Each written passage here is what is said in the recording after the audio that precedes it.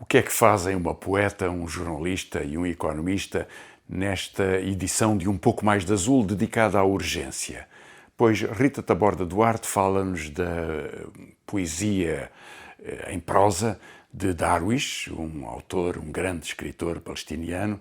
Fernando Alves fala-nos da urgência de ir mais devagar e de viver melhor. E eu quero falar-vos das urgências desta campanha eleitoral numa Europa tão dividida e tão ameaçada, por vezes por si própria, e da urgência de pensar uma liberdade.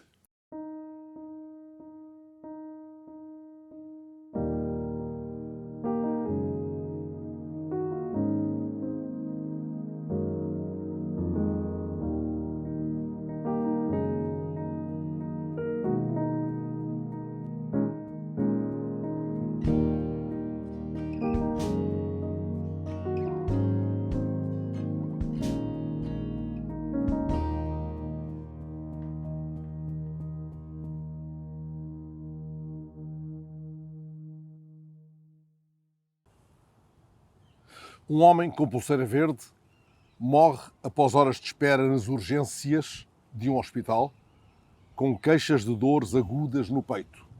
Aconteceu há poucos dias no norte de Portugal. As horas de espera terão sido resultado de uma apressada ou descuidada avaliação. Ora, a ideia de pressa é aquela que menos casa com a ideia de urgência. Também por isso é paradoxal e desconcertante, para lá de condenável, o apressado encerramento das urgências. A União Europeia acaba de reclamar de Portugal urgência no cumprimento de regras em áreas como a do mar e a da energia. Em causa estão projetos que podem vir a ter impacto na Rede Natura 2000, mas também atrasos na definição de planos de ordenamento do espaço marítimo. Em algum momento, a urgência real ficou encalhada na pressa distraída dos burocratas. Esta pressa adormece em gavetas fundas ou em discursos de monótona pompa. Amanhamos mal e parcamente o casamento das palavras com as ideias e com as intenções proclamadas. Num dos poemas inconjuntos, Alberto Queiro declara que não tem pressa. Pressa de quê? Pergunta. Pois se nem o sol nem a lua têm pressa. Ter pressa, observa o Queiro, é querer que a gente passe adiante das pernas. Há poucos dias, o Papa Francisco, que chefia uma instituição marcada pela mudança lenta, apelou a uma ação urgente face à crise climática, lembrando que são os pobres da Terra que mais sofrem, apesar de serem os que menos contribuem para o problema. O Papa lembrou os números da tragédia planetária e deixou uma pergunta que deveria provocar alguma urticária nos decisores políticos. Estamos a trabalhar para uma cultura de vida ou para uma cultura de morte? Esta pergunta não pede pressas desatadas, pede ação urgente. Para pressas desatadas, já nos basta a sazonal inquietação de alguns com o problema dos pobres à míngua de teto. Chegam a definir etapas e a proclamar datas para a erradicação do problema, os pândegos, e passam apressadamente à rábula seguinte. Já lá vai mais de uma década, José Tolentino Mendonça deixou-nos um aviso muito sério na crónica que assinava no Expresso. A pressa condena-nos ao esquecimento. O poeta que viria a ser cardeal, em Roma, recomendava-nos a leitura de A Lentidão, de Milan Kundera, e rebelava-se contra a pressa do mundo, contra aquilo a que chamava um galope ruidoso, veemente e efêmero. Já lá vai mais de uma década e o aviso vem muito a tempo, ainda que nos confronte, sim, com uma urgência. Na verdade, ao tornar evidente a necessidade de voltarmos a essa arte tão humana que é a lentidão, ele coloca-nos face a uma urgência. A lentidão não é o reino dos papas-sordas. E ao contrário da pressa, a lentidão não é inimiga da urgência. A urgência convoca-nos para o que, ao contrário da lentidão, nenhuma pressa alcança. Saramago vai ao ponto preciso, numa passagem de A Caverna. Não tenhamos pressa, mas não percamos tempo. Italo Calvino, um grande escritor italiano do século passado, escreveu no final da sua vida, uns 15 anos antes do final do milénio, um livro que chamou Lições Americanas. Era um conjunto de conferências que ele queria fazer em Harvard, 6 conferências, aliás, não as chegou a acabar, sobre o que pensava que podiam ser os sinais, as grandes ideias constitutivas de um novo século ou de um novo milénio. Lições Americanas. E um deles é sobre a ligeireza. Não é bem sobre a urgência, mas é sobre a ligeireza, sobre a rapidez. E no final dessa lição, dessa conferência, Italo Calvino conta-nos a história de um grande pintor chinês, Chuang Tzu, que teria sido convidado, tudo isto é uma lenda, teria sido convidado pelo monarca para desenhar um caranguejo. E Chuang Tzu pediu-lhe 5 anos, porque era preciso uma grande preparação. Ele era conhecido pelo seu traço, mas era preciso uma grande preparação. Ao fim de 5 anos, o rei perguntou-lhe se já tinha concluído o caranguejo. E ele disse que não, são precisos mais 5 anos. E ao fim desses segundos 5 anos, ao fim de 10 anos, Chuang Tzu chegou ao pé do rei, agarrou numa folha de papel e com um único traço desenhou o caranguejo mais perfeito que jamais tinha sido visto. Onde é que está a rapidez? No tempo de preparação ou naquele traço fulgurante com que o desenho foi feito? Essa é a pergunta de Italo Calvino. E muitas vezes somos confrontados com um tempo que é sempre um tempo de maior precipitação, como se fosse sempre o coelho de Alice no País das Maravilhas que percorre os nossos horizontes, que nos invade as nossas imagens, sempre atrasado, sempre aflito com o tempo. Talvez seja essa a sensação que temos num mundo que é cada vez mais atravessado pela precipitação, cada vez mais atravessado pela surpresa, até pela angústia desta surpresa. E eu queria-vos falar de 2 dessas angústias ou 2 destas precipitações, deste sentido da urgência, daquela urgência que nos atropela, não aquela a que o Fernando Alves se referiu como o do tempo descansado da nossa vida. Ao contrário, exatamente, a urgência que nos está a atropelar. E a primeira é sobre o que se tem passado nos últimos dias em Gaza.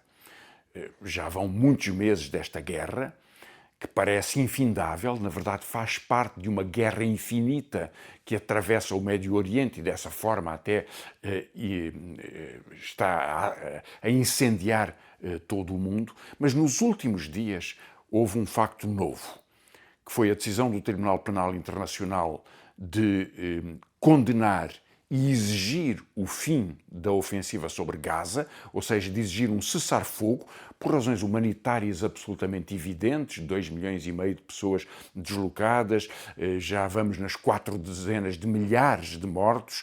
Nunca, nos últimos 5 anos, somando todos os conflitos de todo o mundo, em todas as circunstâncias, morreram tantas crianças como nestes meses em Gaza, e o Tribunal Penal Internacional, que está, aliás, a estudar um mandado de captura contra Netanyahu e outros dirigentes do governo israelita, decidiu para já obrigar o governo de Israel a suspender a ofensiva. Evidentemente, esta decisão não foi cumprida. E poucos dias depois, porventura, aliás, para mostrar a continuação da ofensiva, Israel bombardeou um campo de refugiados numa zona que tinha declarado que era segura para que os fugidos dos seus outros bombardeamentos pudessem sobreviver. Essa zona foi bombardeada. Israel diz agora que se tratou de um engano, que vai fazer uma investigação, como se alguma vez as decisões militares neste contexto fossem algum equívoco. São objetivos deliberados para o assassinato de civis, para aterrorizar a população e para impedir a sua sobrevivência. Um genocídio, portanto. O alto representante das Nações Unidas para a política externa, Borrell, veio dizer que estas decisões, veio condenar estas decisões e, por uma vez, sublinhar que a União Europeia tinha que aceitar e, portanto, cumprir a decisão do Tribunal Penal Internacional e fazer cumprir a decisão do Tribunal Penal Internacional. Havia, portanto, uma urgência nisto. Talvez seja um reconhecimento mais da incapacidade do que uma declaração de política concreta que possa ser aplicada. A União Europeia, aliás, continua a manter um contrato de associação com Israel, ou seja, critica de uma forma e protege de outra. O principal governo da União Europeia, o governo alemão, continua a fornecer armas para Israel, que são naturalmente utilizadas neste genocídio. Há, no entanto, em toda esta urgência da humanidade, contra a urgência da guerra, um sentido profundo de uma mobilização social, de uma mobilização europeia, de uma mobilização mundial, os estudantes norte-americanos, em todo o mundo, judeus pela paz e outros movimentos que têm sublinhado a urgência de acabar esta guerra. A segunda urgência de que vos quero falar é a das eleições europeias. As eleições europeias são um conjunto de declarações, de disputas eleitorais, naturalmente. Esperar-se-á que haja nas eleições de dia 9 de junho uma afirmação da vontade dos europeus e das europeias nos vários países, nas circunstâncias políticas em que vivem. Teme-se, aliás, que disso resulte uma maior fragmentação política, o que quer dizer exatamente um crescimento da extrema-direita, ou seja, da política da urgência da guerra, ou da urgência do ódio, ou da urgência da discriminação. E é sobre algumas dessas ameaças, sobretudo duas, que eu vos queria falar. A primeira é a da transformação da política europeia num discurso de ódio e de ódio aos imigrantes. Isso é tanto absurdo em alguns destes países, por exemplo, em Portugal. Portugal teve, entre 2011 e 2023, 1.200.000 emigrantes, sobretudo jovens, aliás. Mais de metade deles tinham o ensino superior. Cerca de 600.000 destas pessoas tinham o ensino superior. Alguns terão regressado, mas o fluxo de pessoas que saiu de Portugal para outros países, sobretudo europeus, é muito maior do que o fluxo de imigrantes que entraram em Portugal neste período. No entanto, a questão da imigração continua a ser usada e será usada cada vez mais. É essa a cor do tempo da política da extrema-direita nos dias de hoje, como um argumento para criar simultaneamente uma identidade política, uma identidade de fechamento político e para acentuar o incómodo e a desconfiança que uma parte da população, sobretudo a parte mais sofrida da população, tem em relação ao seu modo de vida. Há para isto uma teoria. Já ouviram, porventura, falar dela. É a teoria da grande substituição. A teoria de que centenas de milhões de imigrantes poderão vir para a Europa, que tem pouco mais de 500 milhões de habitantes, e poderão substituir a população, porque há uma natalidade superior, uma taxa de natalidade superior por parte destes imigrantes, e, portanto, haveria uma islamização da Europa. Todos os tons possíveis já foram ouvidos por cada uma das pessoas que está a assistir a este podcast.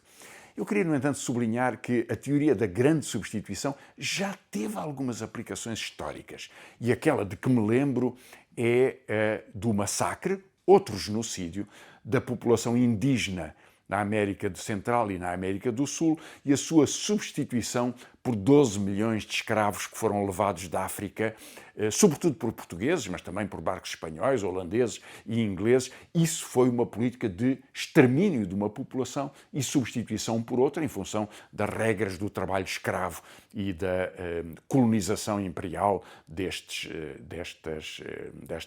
territórios. A construção agora desta percepção do imigrante é o ponto fundamental da política da extrema-direita. É na base desta percepção que a extrema-direita quer evitar qualquer debate sobre política económica, política social, sobre o modo de vida das pessoas, para afirmar uma fronteira de ódio. A urgência democrática para combater a urgência do ódio é, portanto, tão importante nesta campanha eleitoral. Há, no entanto, um segundo contexto nesta política europeia que acentua a urgência democrática contra esta forma de violência, contra este discurso, contra esta ecologia da violência que a extrema-direita tem vindo a conjugar. E é, aliás, o que a torna ainda mais perigosa. É que a extrema-direita não está só. A extrema-direita hoje faz parte de um caudal dentro da transformação da direita e por uma razão e com uma consequência. A razão mais importante é que nos últimos anos, nas últimas décadas, mais de 40 anos, 45 anos talvez, a economia do mundo, as principais potências capitalistas, enfim, a estrutura da economia do mundo tem conhecido um desenvolvimento muito desigual, mas uma tendência para a estagnação e para a acentuação das crises, das dificuldades, das perturbações dentro das grandes economias do mundo. Há algumas exceções, o grande crescimento da China nas últimas décadas, mas mesmo esse tende agora a ter uma desaceleração. E, portanto, ao contrário do que se passou, aliás, nos 30 anos a seguir à Segunda Guerra Mundial.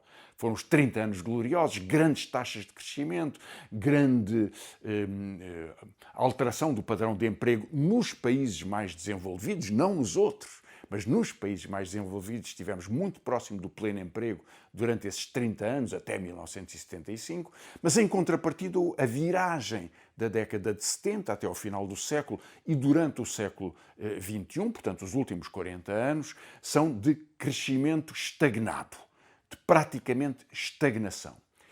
E essa dificuldade de acumulação e de rentabilidade tem levado alguns dos empresários mais poderosos, ou seja, uma parte significativa da burguesia europeia, a apostar na extrema-direita. Elon Musk é talvez um exemplo disso, um dos homens mais ricos do mundo, ou talvez o mais rico do mundo. Ele está agora a disputar contra os acionistas da sua própria empresa a exigência de um prémio da ordem de 60 mil milhões de dólares, um prémio de 60 mil milhões de dólares anual, para percebermos a dimensão do poder que isto representa, ou seja, ele quer para si próprio como prémio mais ou menos, enfim, um pouco menos, do que foi o resgate da Troika em Portugal por um período de vários anos.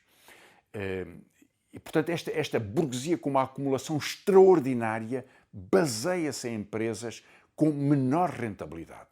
E essa é uma razão para que este capital passe a apoiar a extrema-direita. Precisa de ter uma forma de imposição de disciplina, de medo social, para que os salários baixem, para que os jovens se habituem à precariedade de um salário de 1000 euros, mesmo depois de muitos anos de qualificação. E este temor social, esta forma de prender a sociedade numa vida pobre, exige que haja um bastão, e esse bastão é a extrema-direita. Em alguma medida, na campanha eleitoral, há uma contaminação generalizada desta percepção de que a extrema-direita vai crescer e, crescendo, faz parte de uma capacidade muito maior de impor regras ou de impor políticas à direita. E queria-vos dar alguns exemplos sobre isso. O mais evidente, o mais conhecido de todos, é o caso de von der Leyen. E da declaração de von der Leyen, aqui justificada por Sebastião Bugalho, não seria de esperar outra coisa, de que deve haver 3 critérios fundamentais para delimitar as alianças no futuro Parlamento Europeu e na escolha da Comissão Europeia pelos países que se sentam no Conselho Europeu. Diz ela que essas 3 regras são o apoio à Ucrânia, são o Estado de Direito e os valores europeus.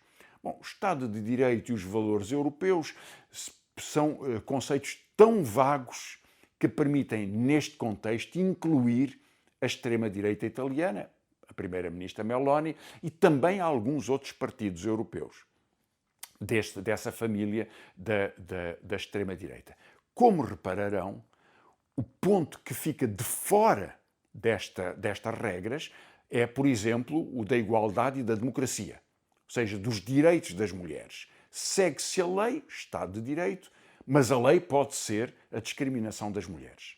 E a razão para o fazer é que Meloni tem aplicado medidas para limitar o acesso aos direitos reprodutivos das mulheres, em particular permitindo, por exemplo, uma ideia absolutamente estrambólica, que ativistas anti-aborto possam entrar nas clínicas e nos serviços públicos onde as mulheres, se decidirem abortar, assim o fazem, para as tentar convencer a abdicarem da sua decisão. Esta ideia é, evidentemente, uma ideia de guerra, de pressão, e de pressão psicológica em particular. Outros países não se atreveriam a fazê-lo assim. Assim vai ser em Itália. Mas esta regra fica excluída dos critérios de von der Leyen. Portanto, pode haver uma aliança com uma extrema-direita que esmague os direitos das mulheres ou que altera regras da punição da violência de género ou da violência doméstica, porque isso não faz parte dos limites e das fronteiras de von der Leyen.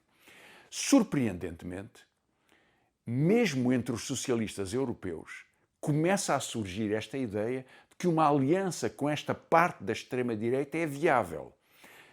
Teresa Ribera, que é número 2 da lista do Partido Socialista Espanhol às eleições europeias, veio dizer exatamente o mesmo. Pode haver uma aliança com a extrema-direita, pois veremos, em função das contagens dos votos, e diz ela, e estou a citá-la, porque pode haver uma incorporação na normalidade de uma parte desta extrema-direita. Bom, e depois há finalmente o exemplo liberal. Um dos principais partidos liberais da Europa, o Partido Liberal Holandês, aceitou fazer parte de um governo com a extrema-direita. É como se na Holanda houvesse um governo dirigido pelo Chega e com a participação de Coutinho de Figueiredo, dos liberais. E essa extraordinária composição governamental na Holanda tem ainda a particularidade de que ela é decidida por um homem, o chefe do Partido Liberal Holandês, que foi uma das principais figuras do Conselho Europeu e da família europeia liberal, Mark Rutte, que vai ser o secretário-geral da NATO, porque é apoiado pelos principais partidos. Portanto, pelos principais países, por Biden ou por Macron, pelos governantes alemães. Portanto, numa palavra, o homem que levou o seu partido liberal para um governo da extrema-direita na Holanda é aquele que vai ser recompensado com o cargo de secretário-geral da NATO, uma das posições mais importantes na estrutura militar a nível internacional. O que há de comum entre todos eles, aquela socialista, este liberal e outros governos, particularmente da família de von der Leyen, a família da direita, é uma concessão à extrema-direita no abandono dos direitos fundamentais, direitos humanos, direitos democráticos, respeito, igualdade, direitos das mulheres, e aceitando desse ponto de vista, fazer da Europa uma urgência da discriminação. Urgente, como diria Eugênio de Andrade, seria destruir certas palavras: ódio, solidão, crueldade. A urgência é o gatilho do podcast de hoje. Soa até como uma ironia triste escolher, sob o signo da urgência, justamente um livro do poeta palestiniano Mahmoud Darwish. Mais ainda, depois dos tão recentes acontecimentos em Rafah. E mais ainda, querendo eu falar deste livro em particular, na presença da ausência, cujo título só não se mostra em completa antítese, porque é, pelo contrário, a expressão concreta e visível da opressão, do vazio, a consciência de que a perda ou a ausência pode mesmo ocupar um lugar concreto, físico, no fundo, ganhar espaço ao mundo. Esta edição da Flaner, que é na verdade uma reedição, apresenta a tradução de Manuel Alberto Vieira. E este será, e digo sem grandes dúvidas, será certamente um dos mais belos livros que me foi dado a ler nos últimos tempos. Num discurso que caldeia poesia e prosa, é por 20 curtos capítulos que se percorre a história de uma vida como a de um povo e onde se sente, sobretudo, a lentidão a que se votou a urgência para uma solução na Palestina. Na presença da ausência, é de facto um livro notável, tão belo quanto pungente. Aqui, a biografia pessoal de Mahmoud Darwish entrelaça-se com a trágica história de um país em que cada dia são 100, quando não 1000, rejeitando o refrão da canção de Zé Mário Branco. Pouco sentido fará um mundo que, perante situações em que urge exigir de imediato, se reaja com o vagar dos dias que se arrastam, multiplicando emergências e dilatando-os, tornando, no fundo, a ausência a única coisa que realmente permanece. Como se quisesse dar tempo ao tempo necessário para que este aprimore a crueldade, de modo a que esta floresça exuberante e floresça por todos os recantos. Por outro lado, curiosamente, este livro, Presença da Ausência, de Mahmoud Darwish, foi por si mesmo ditado por uma urgência também. A urgência de pôr uma memória em ordem quando se sabe que se pode estar muito próximo da morte, bem perto do fim. O livro foi publicado pela primeira vez em 2006, 2 anos antes de Darwish vir a morrer, sabendo-se, no entanto, já gravemente doente. O texto cruza poesia e prosa, autobiografia e reflexão histórica e social e revela-se, afinal, no fim, como uma arte poética em que a linguagem da poesia se expõe enquanto se pensa a si mesma. No livro, a própria língua é atravessada pelo discurso poético, atravessa a história escrita com maiúscula, mesmo quando sabemos, ou quando a sabemos composta pela intimidade única dos pequenos episódios da vida de alguém, de tal história com minúscula. Lendo o livro, bem se percebe esta urgência de reerguer a memória quando se sente o presente bloqueado face ao futuro. O poeta vai reunindo, capítulo a capítulo, os telhaços de um passado, o seu e o da Palestina, sempre entrelaçados, na esperança talvez de reconstituir um espelho onde se possa ver, e ao seu país desfeito, num balanço reconstruído do presente. Quando Mahmoud Darwish nasce em 1941, ainda estava a região sob domínio britânico e em 1948 foge ainda criança com a sua família para o Líbano, vítima da Nakba. A sua aldeia é totalmente devastada e ocupada por um colonato judaico. A família regressa um ano depois, sem nunca deixarem de se sentirem exilados, mesmo no seu regresso.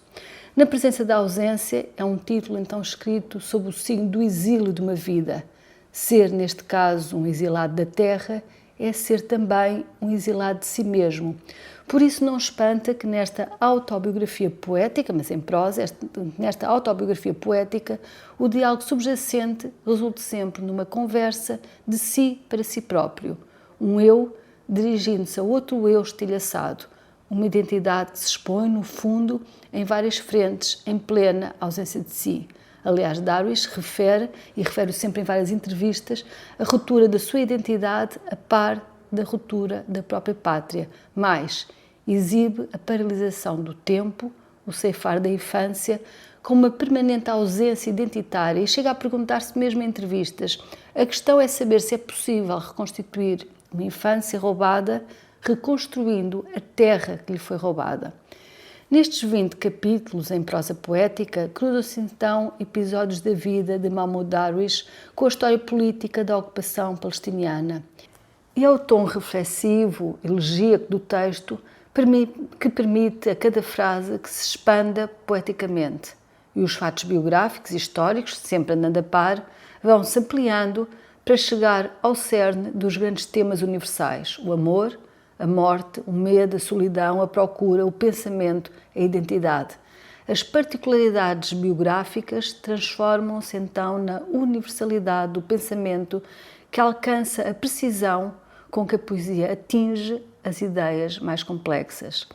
A questão que aqui se põe está na esteira da Adorno, como escrever depois de Auschwitz.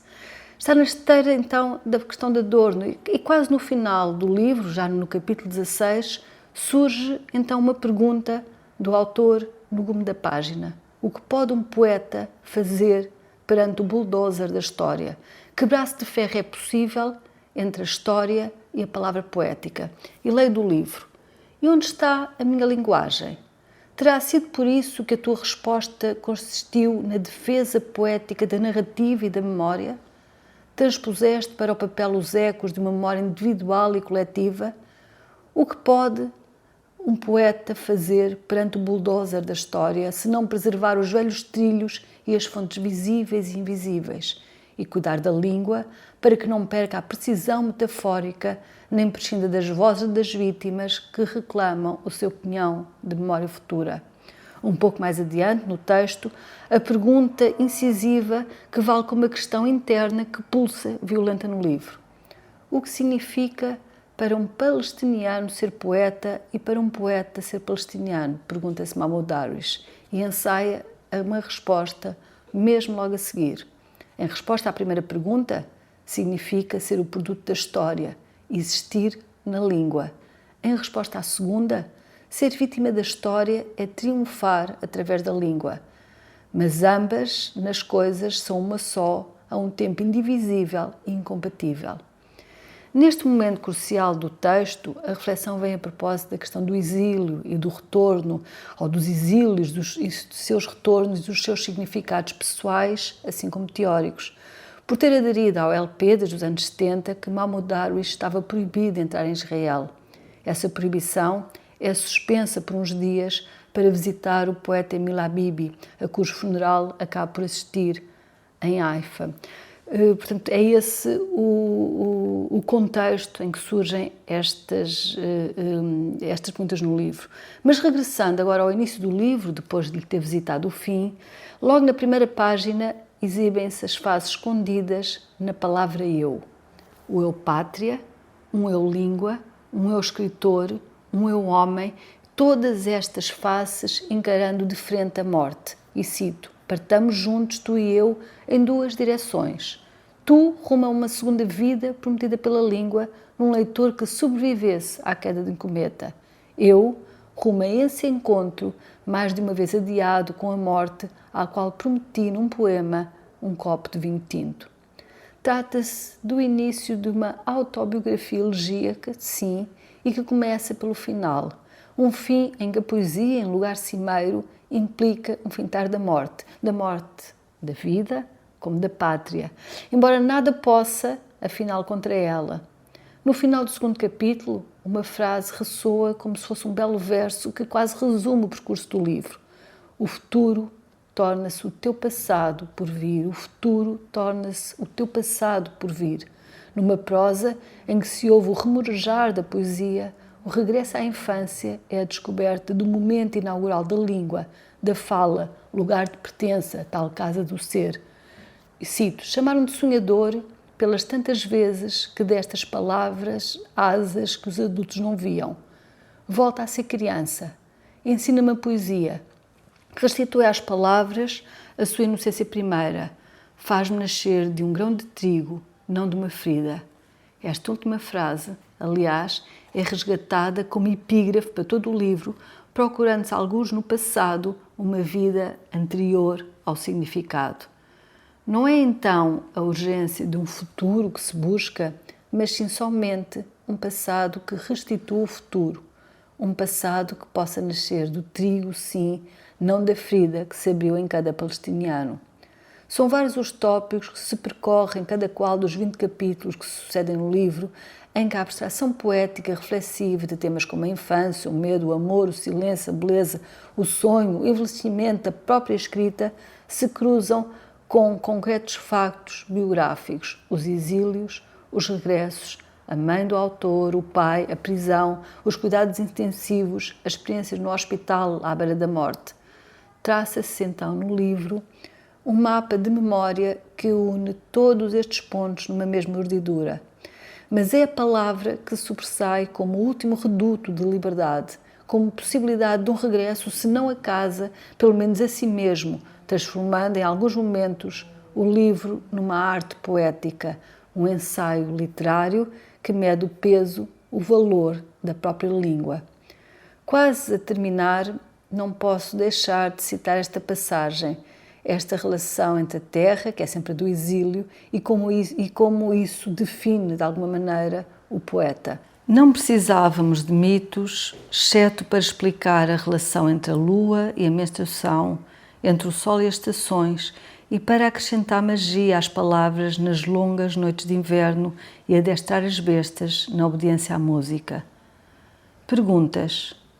O que significa refugiado? Dir-te-ão. É aquele que é arrancado à sua pátria. Perguntas: o que significa pátria? Dir-te-ão. A casa, a amoreira, o galinheiro, a colmeia, o cheiro do pão e o primeiro céu. Perguntas: numa palavra tão pequena cabe tudo isso, mas não cabemos nós? Afinal, a presença da ausência é como a sísifa urgência das coisas do mundo, que não acabam nunca, só que regressam a um permanente e infernal início cíclico. Como dizia Rui Belo, feliz é aquele que administra sabiamente a tristeza e aprende a reparti-la pelos dias. Mas difícil é testemunhar que o ódio, a solidão, a crueldade, a mais descarnada tristeza se concentram todos juntos a cada um dos dias, todos os dias. E nós, testemunhas de tudo isso, observando em direto, como no verso de Cesarini, a floresta escondida atrás do pássaro. Obrigada. E este foi o episódio de Um Pouco Mais de Azul dedicado à urgência, às urgências. Siga-nos nas várias plataformas de podcast e, se quiser, recomendo Um Pouco Mais de Azul aos seus amigos e amigas.